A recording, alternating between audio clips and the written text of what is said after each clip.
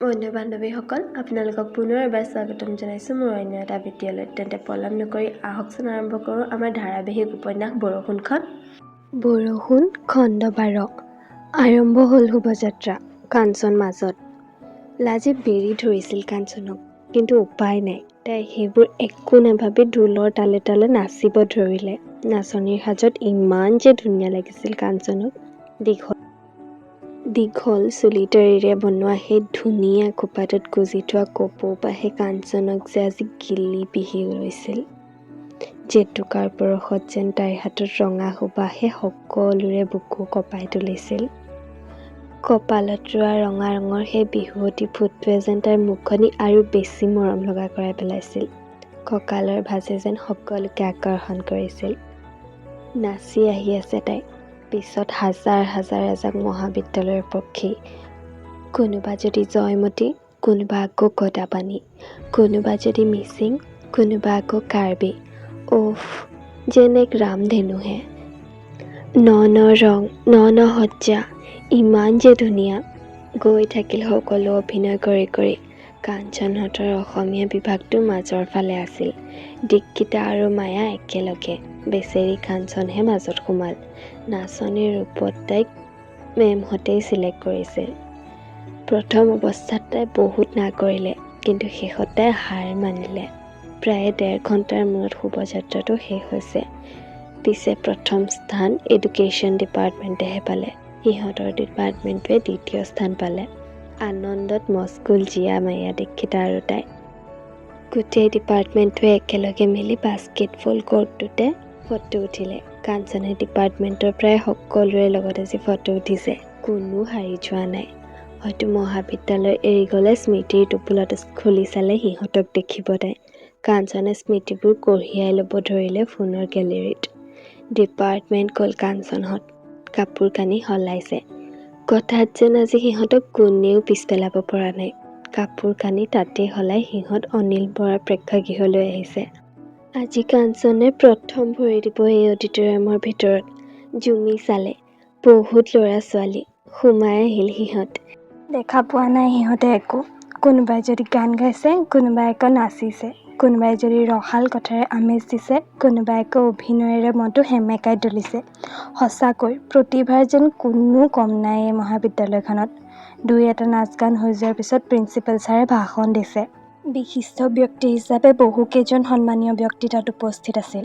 পিছে সেই বিশিষ্ট ব্যক্তিসকলৰ মাজত কাঞ্চনৰ সকলোতকৈ প্ৰিয় বাইদেউগৰাকীও আছিল। দেখি তাই চকু ডাঙৰ কৰি তেওঁক চাবলৈ ধৰিলে। তেওঁ নাটক, তেওঁ সংলাপ যেন কাঞ্চনৰ বুকুত। ইমানেই প্ৰিয় কাঞ্চনৰ, হয়তো প্ৰায় সকলোৰে। তেওঁ আন কোনো নহয়, তেওঁ হৈছে ভ্ৰাম্যমাণ জগতৰ বলিষ্ঠ এগৰাকী অভিনেত্ৰী প্ৰস্তুতি পৰাশৰ বা। উফ, কেনেবাকৈ এবাৰ লগ পোৱা হ'লে। এটি গহীন বলিষ্ঠ সংলাপেৰে বায়ে ভাষণ আৰম্ভ কৰিলে। শুনি থাকিলেও যেন আমনি নালাগে। তেওঁৰ ভাষণত যেন সকলো মুগ্ধ। মুহি পেলাইছে প্ৰস্তুতি বায়ে। যেন সকলোৱে চকু টিপ নমৰাকৈ চাই থাকিব। চাই থাকোঁতে কেনেকৈনো তেওঁৰ সময়খিনি পাৰ হৈ গ'ল গমেই নাপালে কোনেও। দৌৰ ল'লে কাঞ্চন বাক লগ কৰিবলৈ। গ্ৰীণ ৰুমত বহি আছে বা। যথেষ্ট ঠেলা হেঁচা সেইখিনিত। পিছ পৰি ৰৈছিল কাঞ্চন। ভিৰ ভাঙি সোমাব খুজি আছিল যদিও তাই যেন পৰা নাছিল। ইফালে বা যাব ওলাইছে। কি কৰিব তাই? উপায় নাপাই বা বুলি চিঞৰ এটা মাৰি সোমাই গ'ল। আঁকোৱালি লৈ তাই বাৰ লগত 2 এষাৰ কথা পাতিলে। ফটোও উঠিলে। বাৰ হাতত সময় তাকৰ, সেইবাবে বেছি সময় তাই বাৰ লগত থাকিব নোৱাৰিলে। বা গুচি গ'ল আৰু তাইও আহি ভিতৰত সোমালহি। বাৰ পিছতে বাকী কেইজন ব্যক্তিয়ে নিজৰ ভাষণসমূহ দি মিটিংখন শেষ কৰিলে। এতিয়াৰ পৰা আৰম্ভ হ'ব সিহঁতৰ ফূৰ্তিৰ ৰং তামাচা। গোটেই অডিটৰিয়ামত যেন আজি নাচনৰ ঢৌ আহিছিল। সকলোৱে বিৰাট ফূৰ্তি কৰিবলৈ ল'লে। কাঞ্চন, দীক্ষিতা, মায়া আৰু মেঘনাই যিমান পাৰে সিমান বিলীন হৈ যাব খুজিলে। যেন ৰ'বই নোখোজে। ঐ কাঞ্চন, হৌ আছা, ওপৰতো যাব পাৰি নেকি? যাবিনে? ক'ত? হৌ আকৌ। বাহ, দেখাই নাছিলোঁ মই। ব'ল না, তাৰ পৰা মুখকেইখনো দেখা পাম। দৌৰ ল'লে গোটেইকেইজনী। অডিটৰিয়ামৰ ওপৰতো বহাৰ বাবে ব্যৱস্থা আছিল। উঠি গ'ল সিহঁত ওপৰলৈ। তাতো বহুতখিনি ল'ৰা ছোৱালীয়ে নাচি আছে। সিহঁত গৈ বহিল চফাৰ দৰে ধুনীয়া আসনবোৰত। বাহ, চিটবোৰ চা, ইমান ধুনীয়া, নিজকে VIP যেন লাগিছে। তাতে বহি সিহঁতে অলপ ভাগৰো মাৰিলে। গোটেই এজনীৰ কাপোৰ ঘামত তিতিবুৰি অৱস্থা নাই, ইমানেই নাচিছে। ভোক লাগিছিল কাঞ্চনৰ, কিন্তু এৰি থৈ যাবলৈ তাইৰ অলপো মন নাছিল। নকওঁ বুলিয়ে তাই নকলে। পিছে বেছি সময় নাচি থাকিব নোৱাৰিলে তাই। ঐ ব'ল না কেণ্টিনত কিবা এটা খাই লওঁ, ভোকত মৰি যাম নহ'লে। তাইৰ কথাত যেন সিহঁতৰো ভোক লাগিল। কলেজৰ বাহিৰত গৈ খাব মন আছিল যদিও এলাহ কৰিলে আজি সিহঁতে।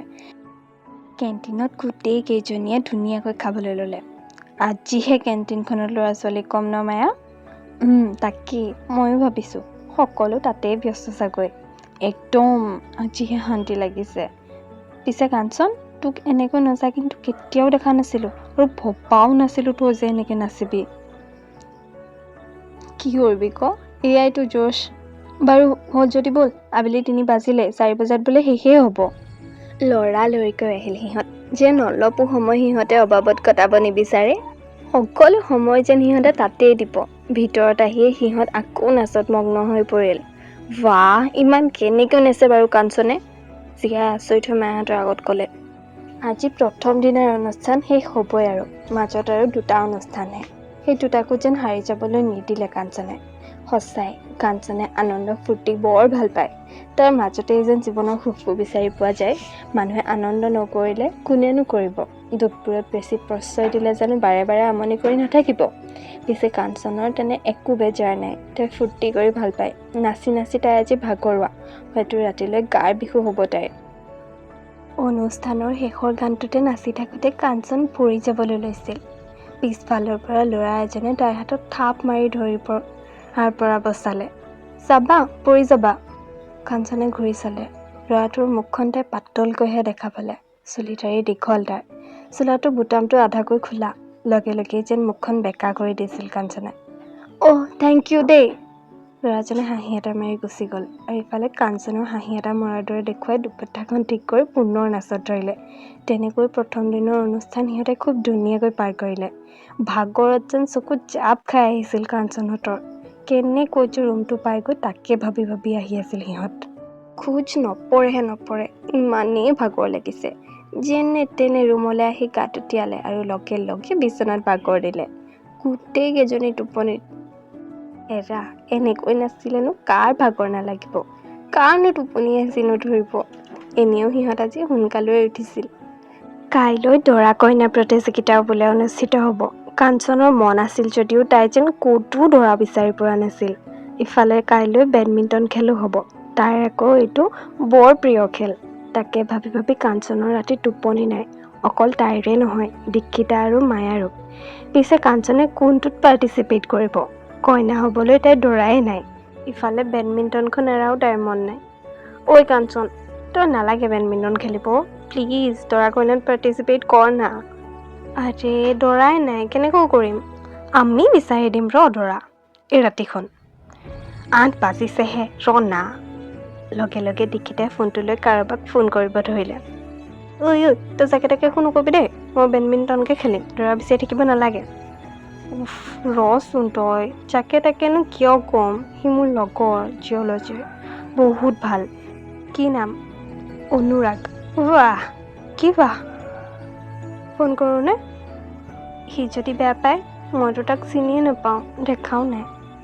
আৰে সি তেনেকুৱা ল'ৰা নহয় অ'। তই মোৰ হোষ্টেল মেট বুলি ক'ম আকৌ। তেওঁ পাই লাজ এটা লাগে কিবা। দৰাটোহে হৈ দিব, একেবাৰে হৈ নাযায় নহয়। হেই কি যে মানে এইজনী। লগালে ফোনটো দীক্ষিতাই। বাহিৰলৈ ওলাই গৈ কথা পাতিছে। কি যে মনে মনে কৰি থাকে নহয় তাই। একো নহয় অ' কাঞ্চন, দৰা কইনা খেলিলে বহুত ধুনীয়া লাগিব চাই। বেডমিণ্টন পিছতো খেলিব পাৰিবি। প্ৰায় 10 মিনিটমান পিছত দৌৰ মাৰি দীক্ষিতা সোমাই আহিছে। ঐ পাৰিব বোলে সিও বোলে কইনা এজনীকে বিচাৰি আছিল। একে খাজে খাপে খাই গৈছে দেই। এইবোৰত কিন্তু কথা নকবি দেই, মই বেয়া পাওঁ। কাইলৈ মজ্জা লাগিব ৰে। পিছে তাক তোৰ নম্বৰটো দি দিছোঁ, সি ফোন কৰিব অলপ পিছত। দীক্ষিতা আগলৈ। বৰষুণৰ এইটো খণ্ড ইমানতে সামৰণি পৰিল। যদিহে আপোনালোকে বৰষুণৰ আহিব লগা খণ্ডবোৰ শুনিবলৈ বিচাৰে, তেনেহ'লে মোৰ চেনেলটো ছাবস্ক্ৰাইব কৰি ৰাখিব আৰু কমেণ্ট এটা কৰি কেনেকুৱা পালে জনাবলৈ নাপাহৰিব। ধন্যবাদ, আজিলৈ আহিছোঁ দেই।